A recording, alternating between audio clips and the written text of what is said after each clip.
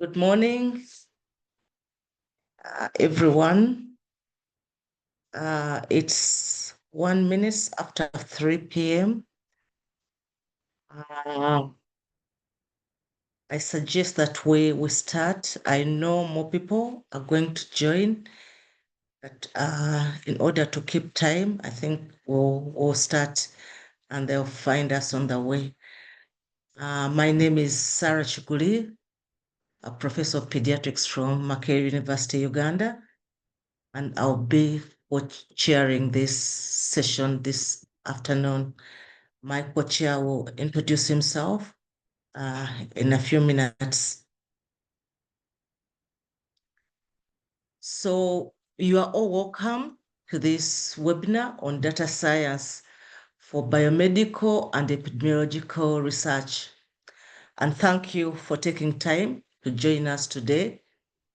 We thank you for the joint organization of this webinar. And our sincere gratitude to our speaker for the day, who will be shortly introduced to you. I'll give a bit of background about this webinar series. They are jointly developed by the Sickle Cell Data Coordinating Center, SADC, which is housed at the University of Cape Town, South Africa. And SADC is generously funded by the National Heart, Lung, and Blood Institute of the United States National Institutes of Health. The second partner developing this series is the African Society of Human Genetics, and we are very grateful to these two partners.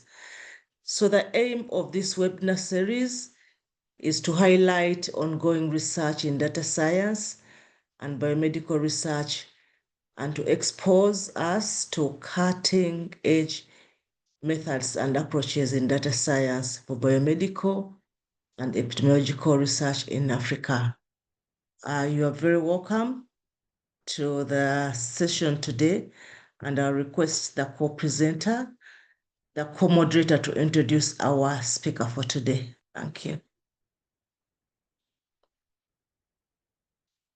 Hello, good afternoon, everyone. Good day. My name is Dr. Patrick Moro. I'm a research fellow at the Center of Excellence for Sickle Cell Disease Research and Training, University of Abuja. So I'll be introducing our speaker for today.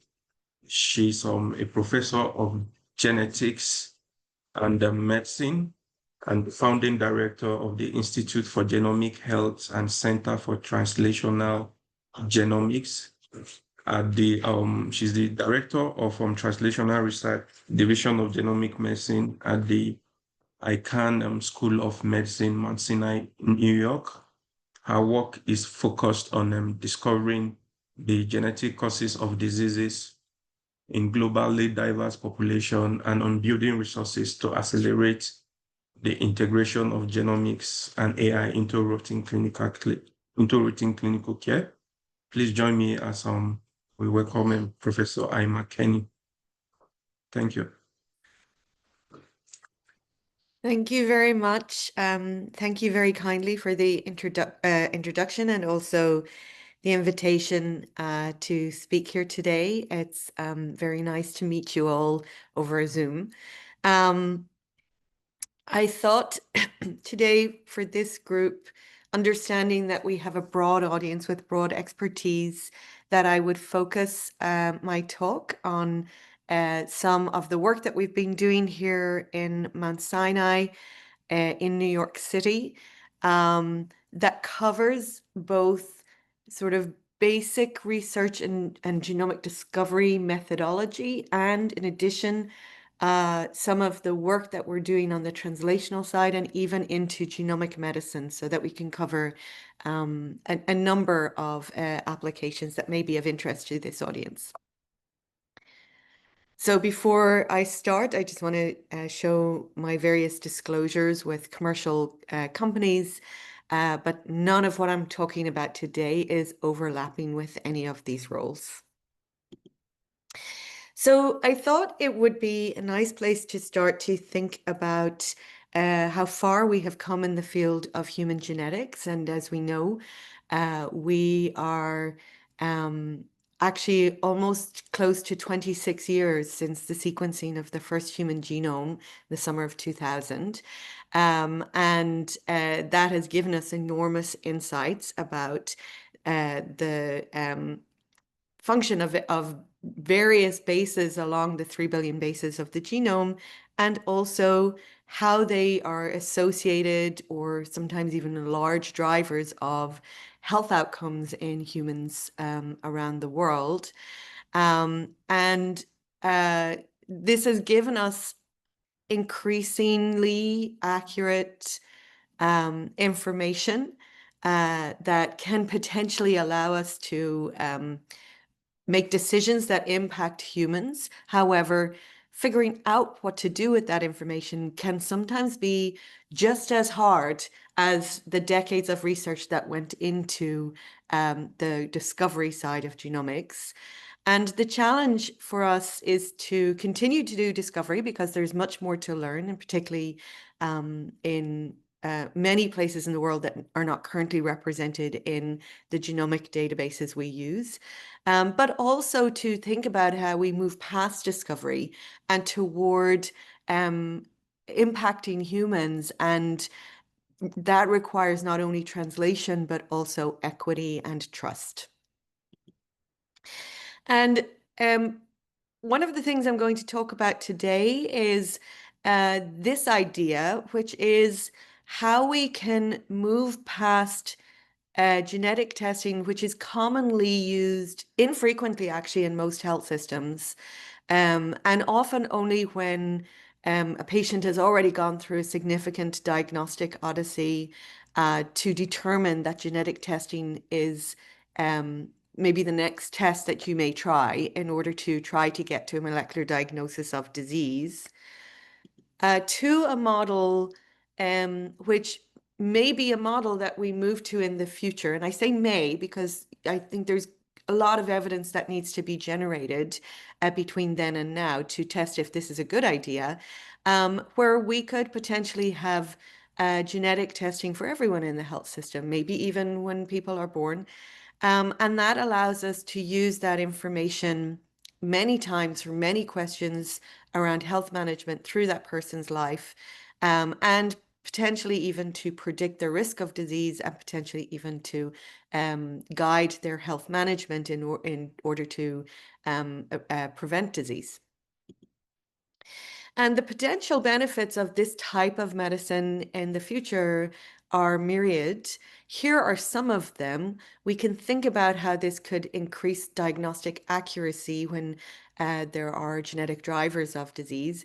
But we could also think of many other applications. For example, how we could select better medication if we knew about how genetics impacts metabolism or adverse events for certain medication, how we can think about the cumulative risk over somebody's lifetime of various diseases and disorders, and how that might tailor their clinical care. And even these days, we use genetics a lot, not just in the clinical system, but in therapeutic development, to accelerate how we're developing drugs and to make drugs more targeted to biological pathways. But we know that it's not all going in the right direction sometimes, and not always good news. And sometimes the field of human genomics has some serious issues to contend with. And here is one of them, that genomics is failing on diversity. And we know that despite the fact that there are databases of, at this point in 2025, hundreds of millions of humans on the planet in these databases linked to health outcomes, which help drive the knowledge underlying the evidence that we could build to have impact on humans in clinical care, that those databases are very biased in who they're representing. For example, if we look at the GWAS catalog, and this is a paper from Shigun Fatumo et al., we can see that the genomic databases that we have built thus far are largely representing individuals of European descent. And in fact, it's actually individuals of Northwestern European descent. It's not, it's actually even biased across Europe. And very depleted for representing people from anywhere else in the world. And in fact, in some places in the world, we very little or no representation whatsoever. And that has an impact on our knowledge base. It also has an impact on the tools that we build that could be used in public health or clinical care. And this is not just an issue with our genomic databases themselves and the types of basic research we do, but also in clinical trials and who's included in the types of prospective studies and clinical trials that need to happen to generate the evidence for how we're using genomic information to build tools we use in clinical care. So I wanted to start to share with you how this, a little vignette of how this actually plays out in the clinic. And this is a study, a clinical trial called the NYC KidSeek program. And from the name, you can probably guess, this was carried out within New York City in my health system, but part of a national trial across the US. And the objective of this trial at the time, it started in 2016, was to determine the molecular diagnostic yield of clinical whole genome sequencing, which at that time was not standard of care, versus what was standard of care at the time, which is targeted gene panel tests, in racially and ethnically diverse children and young adults with suspected genetic conditions. And here is a look of the study participants.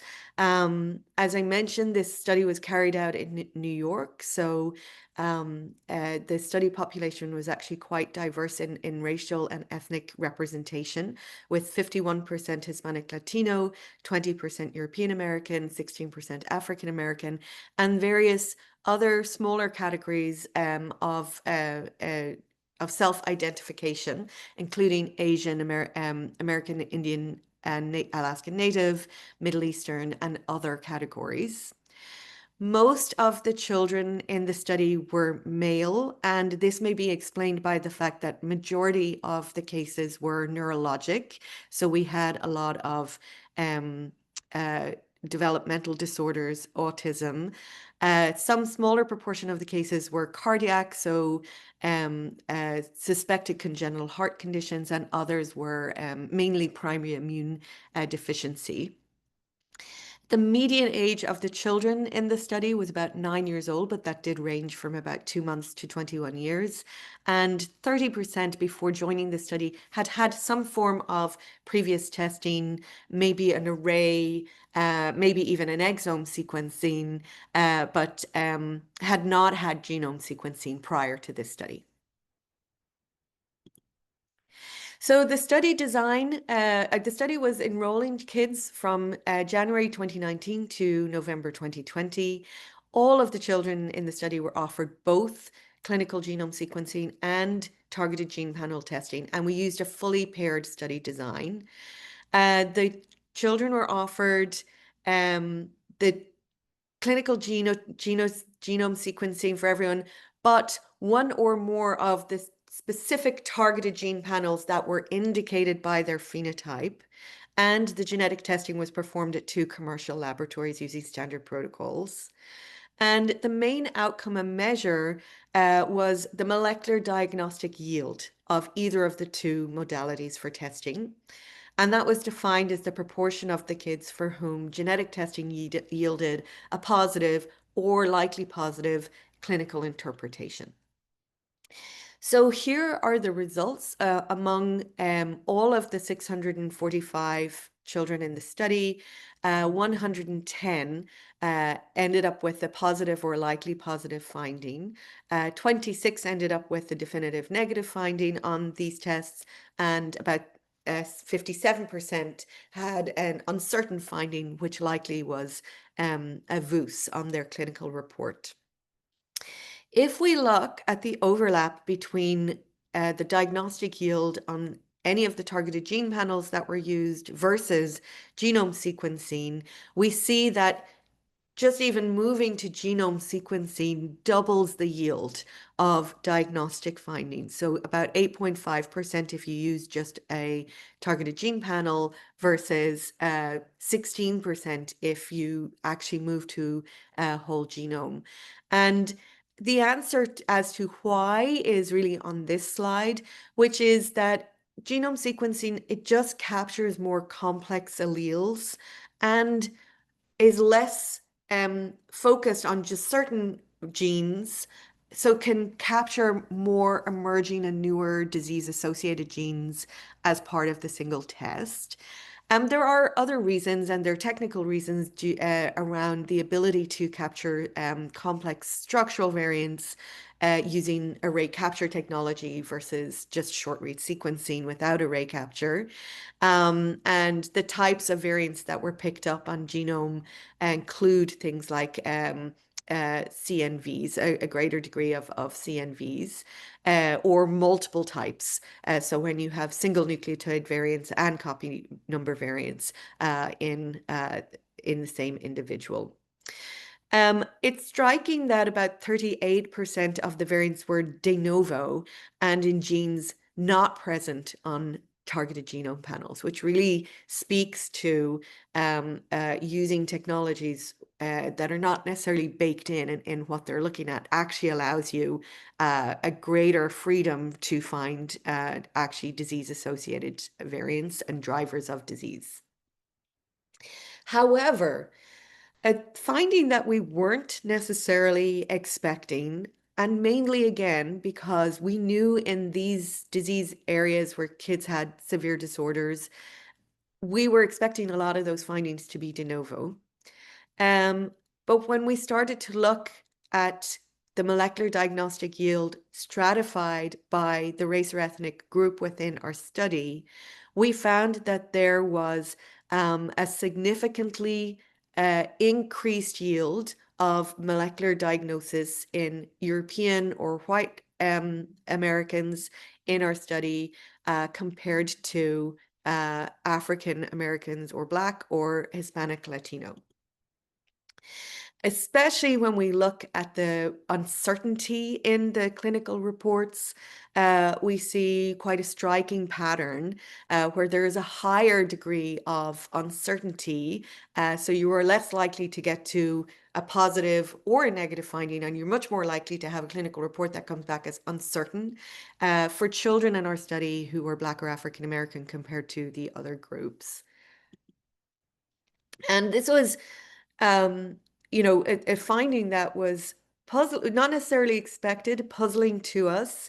And shortly after we discovered that in our study, and we were, I think, at the point where we were getting ready to submit our paper, another group of a study of children for rare pediatric disease in the UK and Ireland, a study called in Genomics England called DDD, also reported something very similar. And they reported in their study that when they looked across non-European ancestry groups compared to European ancestry groups, they saw a significant decrease in likelihood to receive a diagnosis. And their study was very different from ours. The medical lab tests were actually a very different pipeline. There was some overlap in the types of rare diseases they were looking at, but they were actually much broader. So this seems to be something that, at least across these two studies, seems to be something that's coming forward as a trend, and yet unexplained. So we've now followed up this trend by taking a more holistic look, at least in one health system, and we'd love to do this also with others, about what is it that's really driving this difference in diagnostic yield across population groups. Is there something about what's happening within the genetics within a population, and or are there other things that are happening around healthcare delivery that we could examine that would help us disentangle, because obviously it's not good if different children walking into a health system needing care have different chances of getting results from genetic tests. So I wanted to move on now to talk about something different, which is taking a step back from what's happening in the clinic today and really thinking about, well, how can we diversify the information we're using to bring into the clinical tools that we're using in the clinic, with the hopes that by diversifying that information, we could actually do a better and potentially more equitable job of building tools for the clinic. And I'm going to talk about the use of biobanks. So this is from a review that I wrote with Dr. Noral Abul Hassan a few years ago. It's a paper in Cell from 2019. It's a little old now, so it's 6 years old, but it does give you a sense of where biobanks are emerging throughout the world. Thankfully, today, if you look at this figure, you see that various parts in the world are covered, such as Asia in red and North America in green and Europe in blue. These days, some of the other areas of the world are also have emerging biobanks that are not yet on this plot because the papers came out about 6 years ago. And a little thing about, just to sort of chat about biobanks for a minute.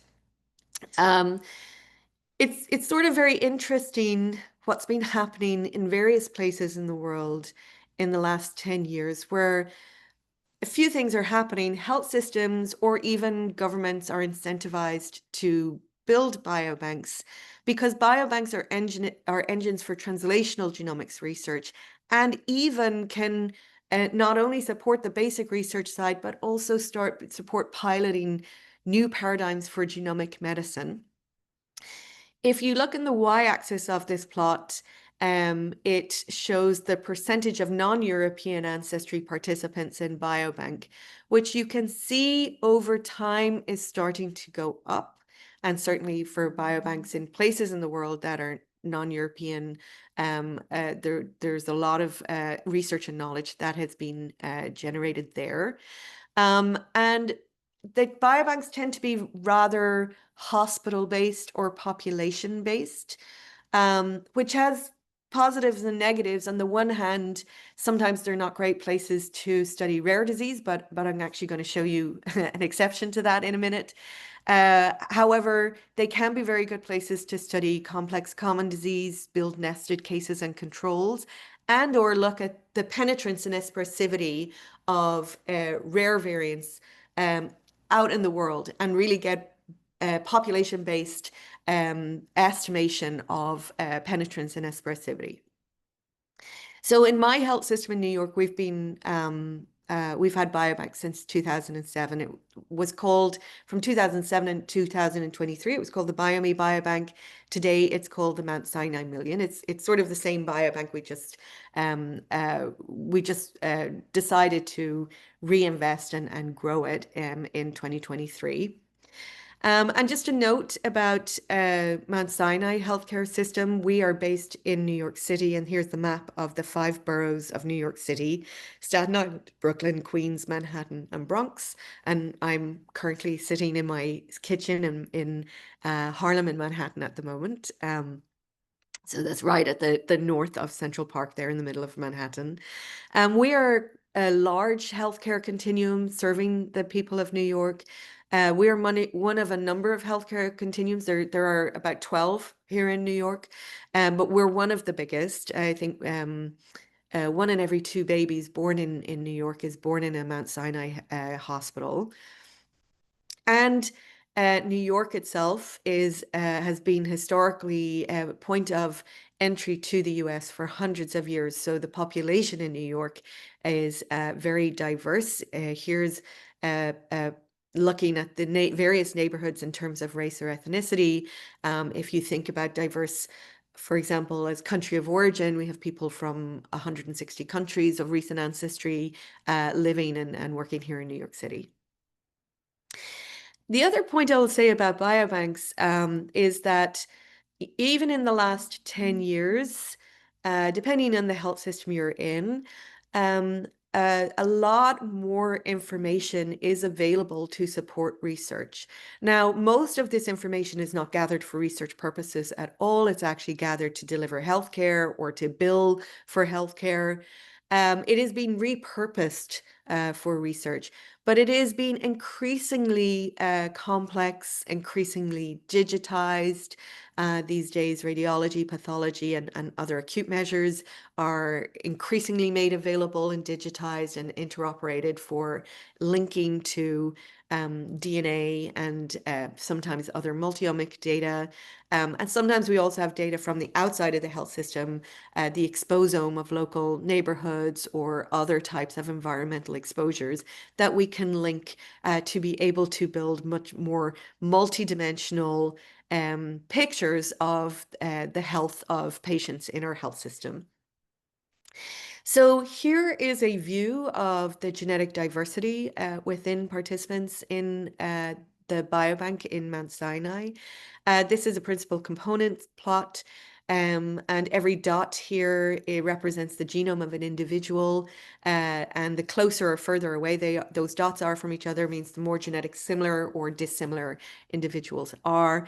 In order to orient you, I've also included colored reference panels of 7 different continental individuals representing 7 different continents around the world. So you can see, compared to, for example, census level data on race and ethnicity that would sort of group people into 4 or 5 different groups. If you actually look at genetic diversity, you see there's actually a continuum of genetic diversity that overlaps with all 7 of the different continental reference panels, but is actually, from a genetic perspective, quite difficult to split up into discrete groups because it really represents much more of a genetic continuum that makes sense when you think about the representation of worldwide populations that have come through in the past or still coming through today in New York City. So my lab has been very interested in using genetic methods and computational methods to detect this type of recent demography. And we're very interested particularly in the last 5 to 50 generations of human demography on the planet. And the reason for that is that this has been a very eventful time in human history. We as a species on this planet are rather young. We're a couple of 100,000 years old when the first modern anatomical humans evolved in sub-Saharan Africa, and we have migrated and dispersed all around the planet in that subsequent time in very complex patterns and with complex forces that have shaped our genetic diversity today. And in the recent time, so in the last about 5 to 10,000 years, we have exploded in number on this planet. So about 10,000 years, it's estimated, it's prehistory, we don't know for sure, but it's estimated there was about 7 to 10 million humans on the planet. And today, of course, we know that there are more than 7 billion. And we have also increased in the ways in which we're dispersing and the sophistication in the way we're dispersing. And all of these forces have induced things like bottlenecks, founder effects, migration, and admixture in humans on the planet. And these can be detected in using computational methods, in particular, those that identify IBD or identity by descent, long shared haplotypes that we share with our recent common ancestors.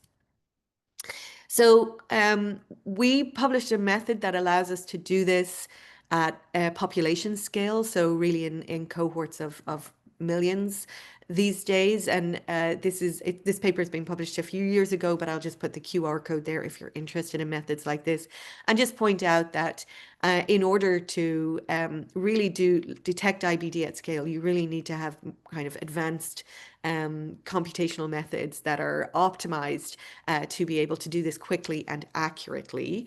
And one such method from our group is called eyelash, that was developed by Dr. Ruhi Shimarani. And in doing that, you can make these sort of sparse networks of pairwise IBD sharing across large cohorts. And just looking at those networks of recent long haplotype sharing, uh, and learning from who has more sharing versus who has less sharing in an unsupervised way actually starts to tell you a lot about recent demography. So this is a snapshot of what that looks like in New York.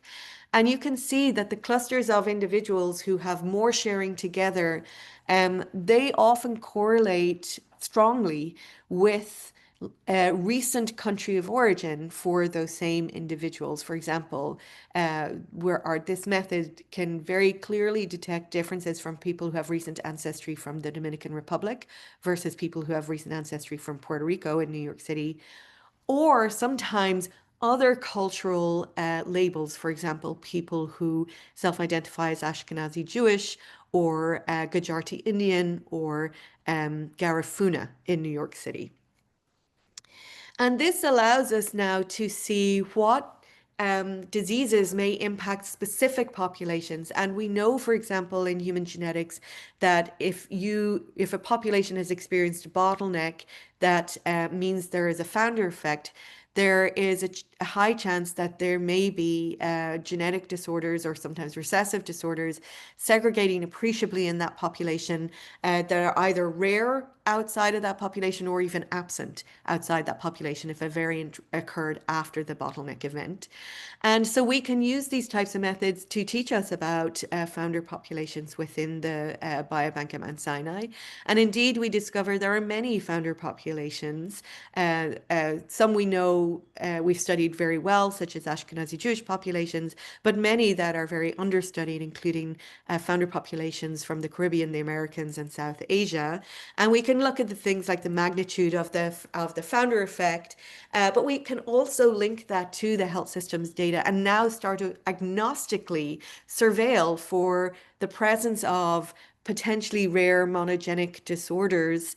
And here are using approaches like FIWAS. And here is a FIWAS for recessive disorders of rare variants, where we can uncover what turned out to be initially an observation of congenital deformity of the hip and short stature. And it turned out to be a syndrome called Steele syndrome that had the founder variant in Puerto Rico that we could actually then clinically characterize. Likewise, something that we actually had to molecularly characterize, that's a splice variant in the ABCB4 gene that underlies severe liver disease that we're still really trying to clinically characterize and follow up in prospective studies. And just to let you know how we actually characterize these rare disorders using this sort of genome-first approach is we take the canonical sequelae and symptomology of the disease, which is mainly characterized in the clinical research literature and mainly in children. And then we look at our adult population and we see if we have overlapping symptoms. And indeed, for this particular disorder, Steele disorder, which is driven by a missense variation in the COL27A1 gene, you see a very strong overlap of very severe symptoms in the adult patients in our health system. And indeed, this was evidence enough for us to be able to approach our pediatric endocrinology and orthopedics colleagues with this information. And they see kids with hip dysplasia all the time. But when we were able to add the information about the specific symptoms for this disorder and the families this might affect, and in this case, it was Puerto Rican families, they were immediately, and actually the guidance about how you would manage those kids if you knew that this was a specific disorder, they immediately, a light bulb went off and they said, yes, we've seen these kids before. So we could also go to our medical genetic testing laboratory and stand up a diagnostic test, and our medical genetics colleagues to have a referral service set up so that kids who are coming into our health system with this specific disorder have a chance to get a precise medical molecular diagnosis and tailored health management. And this was, a fantastic story going from basic research into genomic medicine, but it was also unsatisfactory in some ways because we knew we actually made this discovery in adults, and we knew by projection that there is probably hundreds of adults in our health system that have this disorder, but we had no evidence that any adult had ever been diagnosed. And some of the adults with their symptoms in adulthood were experiencing significant health problems, including large joint degradation and coming into our emergency room with spine surgery. But we didn't have a point of care in their health system to be able to work with physicians to be able to molecularly diagnose those adults because they may come in anywhere in care, unlike the kids who are always going to come into pediatric endocrinology. So this inspired us to launch the development of an early prevention genomic screening program in 2021, where we could take genes like collagen 27A1 and others, where we would have recourse and medical actionability, and also physicians and clinical teams who'd be willing to treat those patients and screen them first, and then follow up based on genomic findings to manage the health of the individuals who were positive. And we learned a lot in the last 4 or 5 years of this program. And I just want to credit Nora Abul Hassan, who is the physician who started this program and who designed it, Sabrina Sukiel, who is genetic counselor, who also innovated how we're returning results to our population, Amy Kontorovich, who's a cardiovascular geneticist, who has helped us really expand the program, because it turns out that if we took the guidelines from that are out there in various medical societies for medically actionable genes and disease conditions, or gene and condition pairs. For example, the CDC here in the US has a list of tier 1 genomic conditions with strong medical evidence for what you would do if you screen positive for one of these. For example, hereditary breast and ovarian cancer, Lynch syndrome, and familial hypercholesterolemia.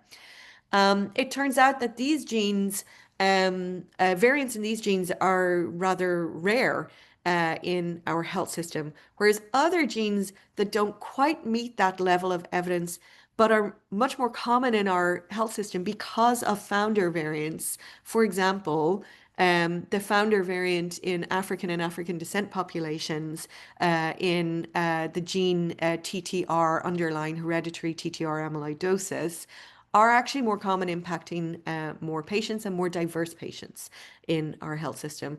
And so with the help of working closely with our clinician colleagues, we were able to expand our program based on local evidence, in addition to evidence from societies and clinical literature, to be able to add those genes and conditions to our list for returning to our patients.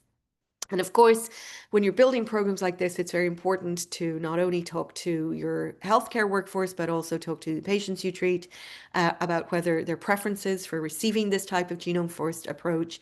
When we did this, before we actually started this program, overwhelmingly, folks who were participants in our biobank did wish to receive genetic results, medically actionable genetic results.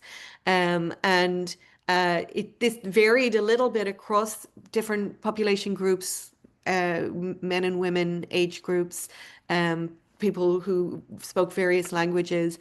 But overall, the desires were quite high to receive this information. And this also required us to provide support for our workforce in order that they become more familiar with genetic findings, especially things that are used for genomic screening that may precede any signs and symptoms of disease. So we have been working a lot also in both developing genomic content for medical training, running events that really are talking about how you speak genomics in clinical care, how you order tests, very practical things, and developing modular digital asynchronous training that can be accessible at any time to healthcare professionals. And then the last thing is also to simplify this information and to support people returning it, and also to support non-genetic specialist physicians in understanding and explaining these findings. We've developed digital tools, for example, this one, GIA, which stands for Genomic Understanding Information Awareness, that facilitates returning results and genetic counseling in clinics where most people in the clinic are not genetic specialists. So, just to, on the last note for this, just to let you know, this is not just something that we're doing within our health system. We're now actively collaborating with 6 different health systems across the US to start to put in place these methods and algorithms that help us detect founder populations within their biobanks, and to start to do surveillance for rare diseases, to build up sophistication in how we're detecting rare diseases within the EHR, and then to link and associate those with variants from different biobanks. And one of the landmark biobanks we have here in the US is called All of Us. There's about 25% of participants within New York City in our biobank are from founder population, so it's not an unusual thing at all in New York.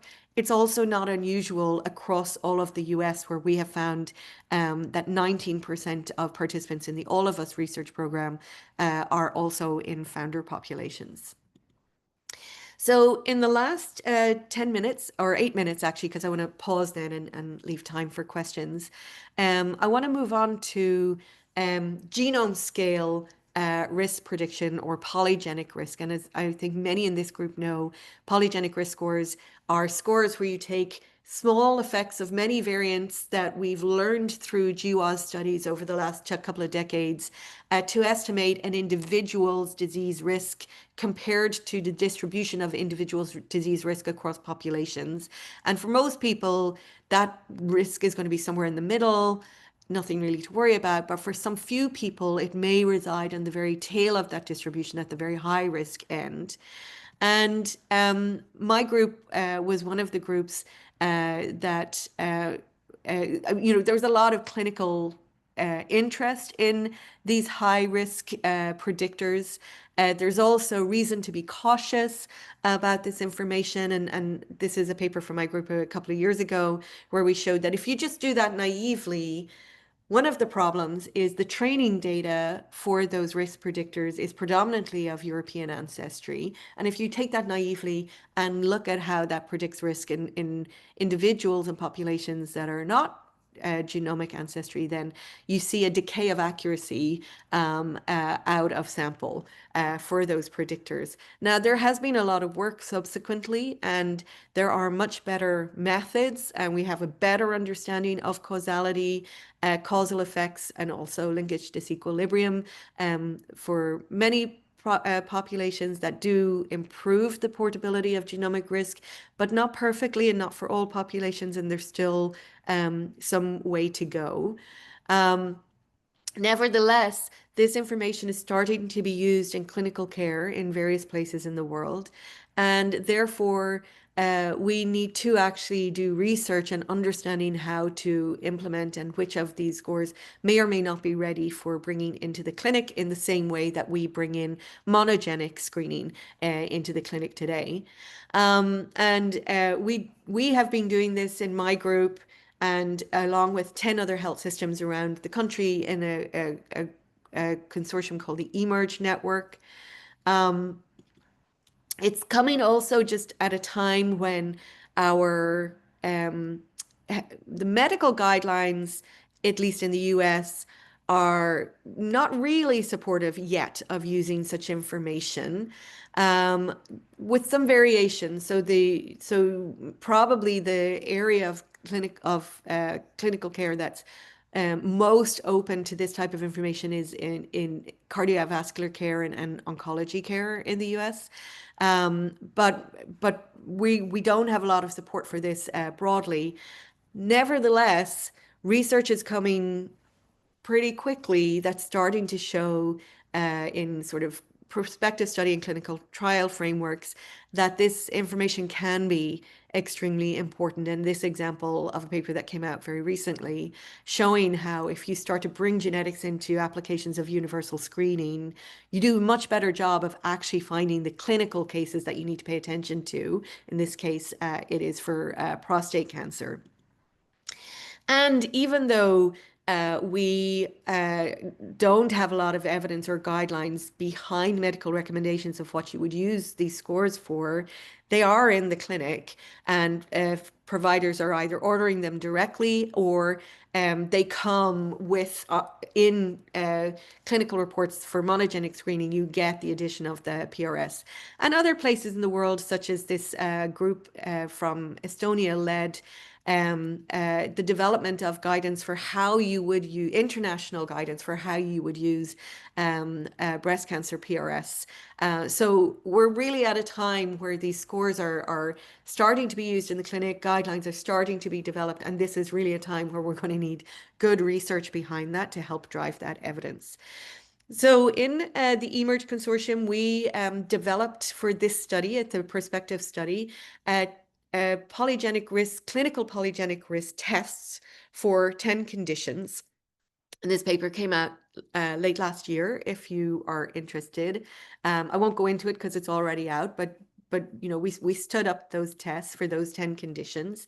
And we did this in a way where we calibrated and optimized that those tests would be more robust, or as robust as we could make them given the data and the methods at the time across populations. So we paid a lot of attention to that.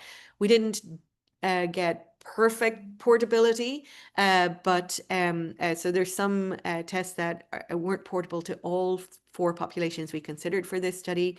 For example, the breast cancer test, but most of them were. And we built tests that could be used at various points of life. So 4 of the tests we could deliver to children and pediatrics from age of 3 to 17, and 8 of them to adult populations. So of course, when we deliver this type of risk information, we don't just give the monogenic or polygenic risk itself. We do this in a holistic picture of the person's health. So we include a report that also has clinical risk and family history of disease to contextualize this information and help providers. And it's returned as a simple what we call a JIRA report, where it simply says if an individual is at high risk or not high risk for each of those 10 conditions.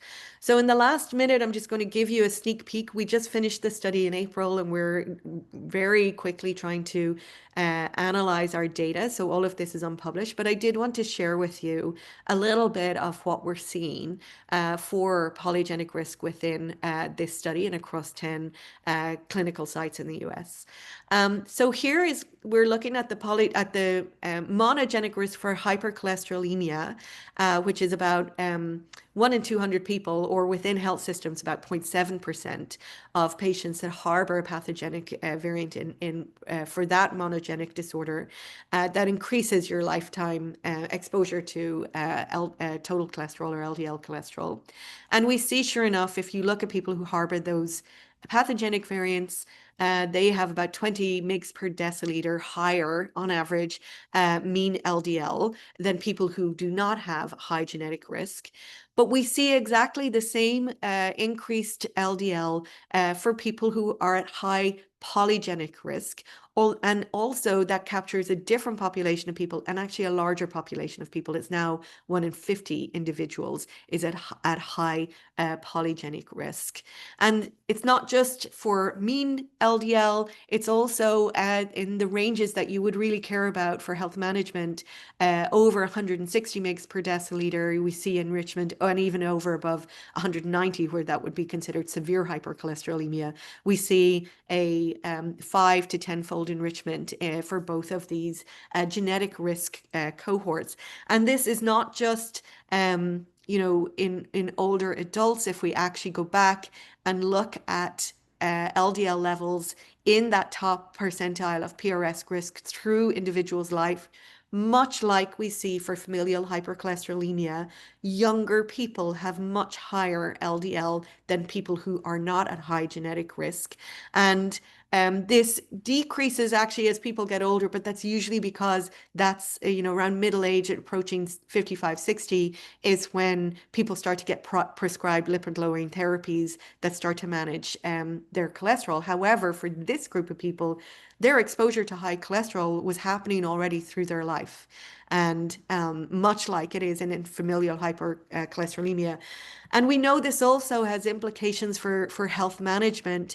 The subset of patients who are even on lipid-lowering therapies, who manage to control their LDL cholesterol to normal range, is decreased both in the subgroup who have monogenic forms of familial hypercholesterolemia and polygenic forms, high risk of polygenic risk for high cholesterol.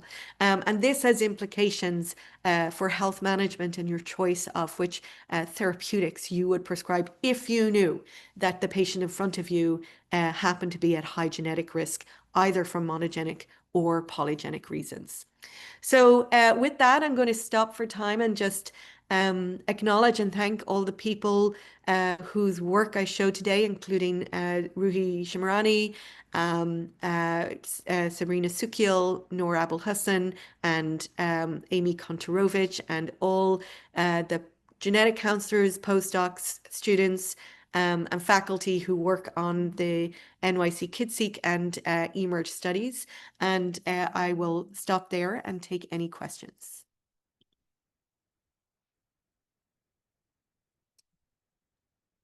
Thank you very much, Dr. Eimear, for that wonderful presentation. We'll now invite people who have questions or comments.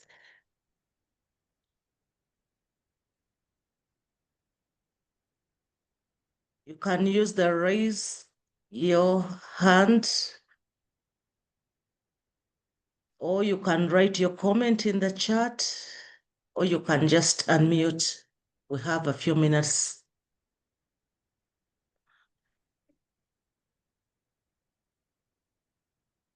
Yes, there's one hand.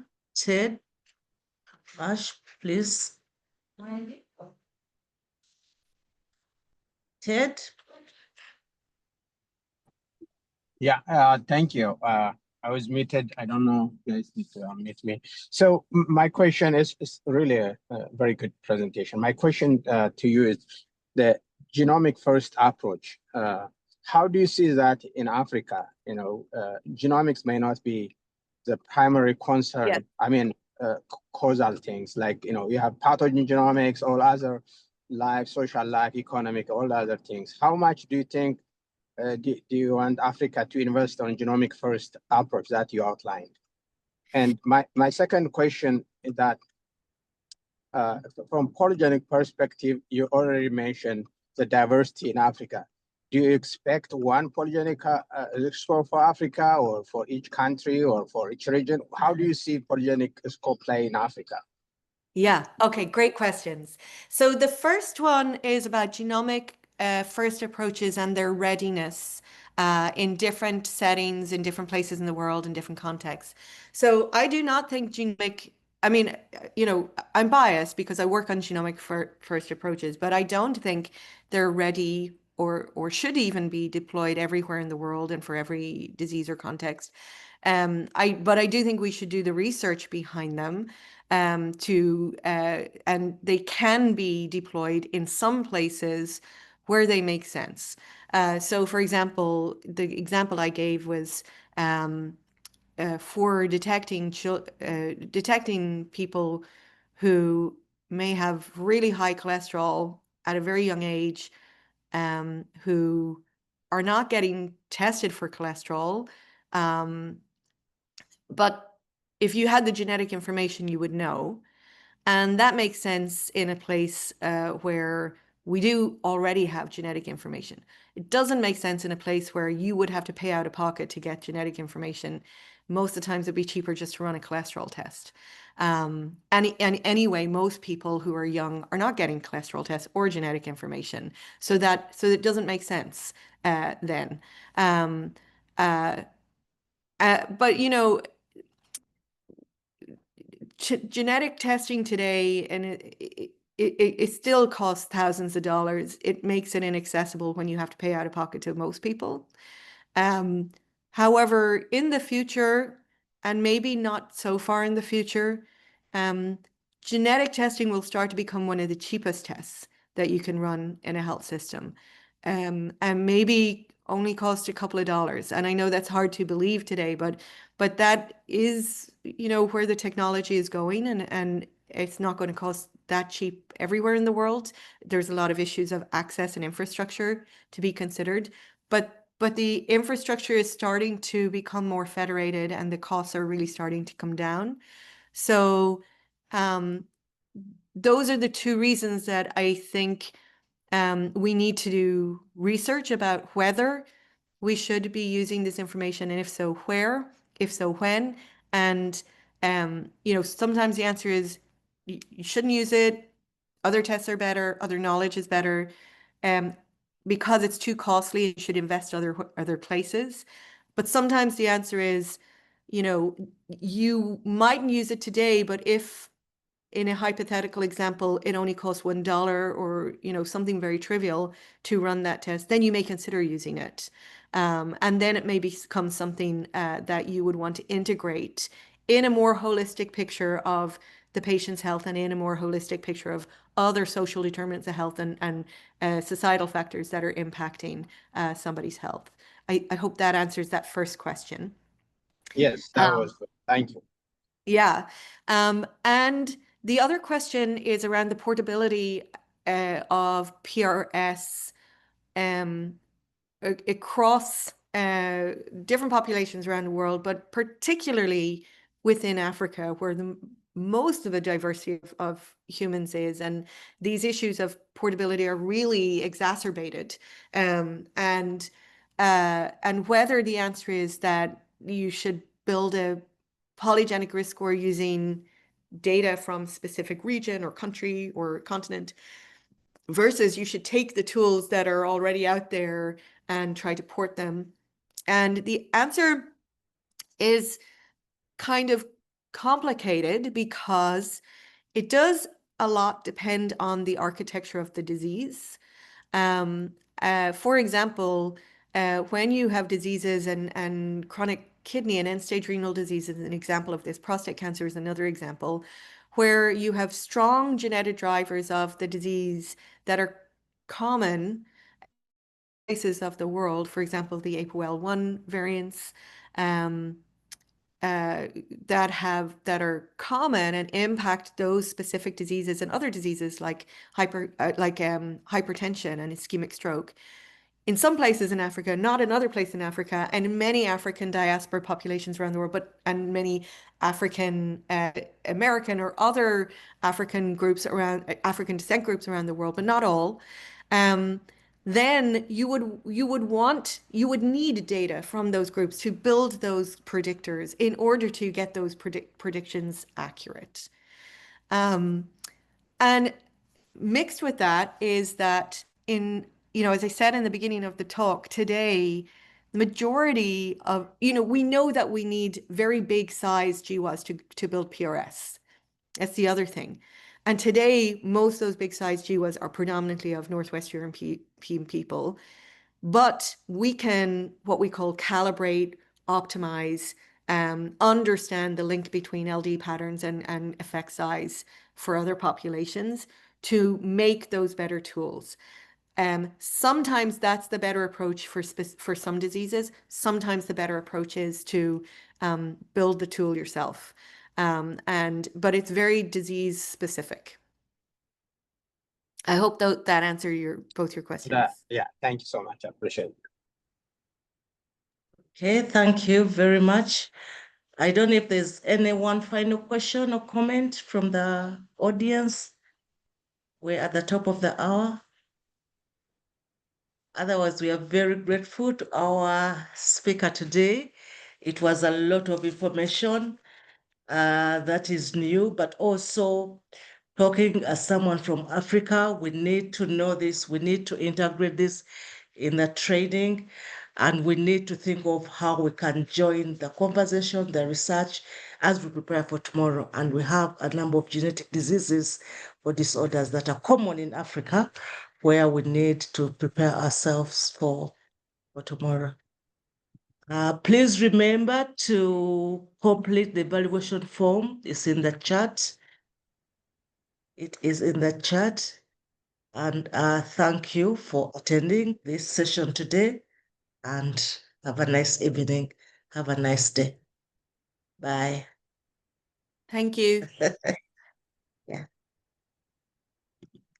Thank you. Well, then, let's use this.